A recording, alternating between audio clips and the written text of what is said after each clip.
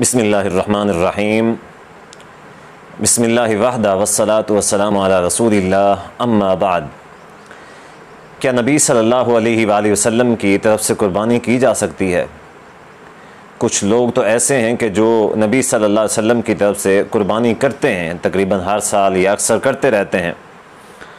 और कुछ लोग ऐसे हैं जो पूछते हैं कि अगर हम मोहब्बत में नबी सल्लल्लाहु अलैहि वसल्लम की तरफ से कुर्बानी करें, अपनी अलहदा और नबी सल्लल्लाहु अलैहि वसल्लम की तरफ से अलहदा से कुर्बानी करें, तो ये करना कैसा है?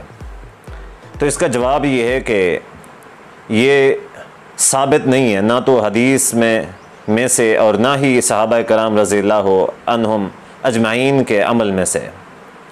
अलबत्ता दो रिवायात ऐसी हैं कि जो मिलती हैं जिनसे ये इस्तिंबात किया जाता है, ये मसला निकाला जाता है, लेकिन वो सनदन ज़ईफ़ हैं और ज़ईफ़ तरीन हैं।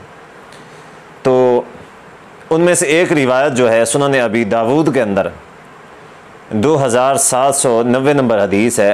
हनस बिन मोतमिर जो कि ताबी हैं, वो कहते हैं कि हज़रत अली रज़ियल्लाहु ताला अन्हो को मैंने देखा कि उन्होंने 2 बकरे 2 मेंढे ज़िबा किए। तो मैंने उनसे पूछा कि मा हाज़ा, ये क्या है, आपने 2 मेंढे क्यों ज़िबा किए, इसकी क्या वजह है? तो अली रज़ियल्लाहु ताला फरमाते हैं कि औसानी रसूलुल्लाह सल्लल्लाहु अलैहि वसल्लम अन उज़हिया अन्हो, कि नबी सल्लल्लाहु अलैहि वसल्लम ने मुझे वसीयत की है कि मैं उनकी तरफ से कुर्बानी किया करूं।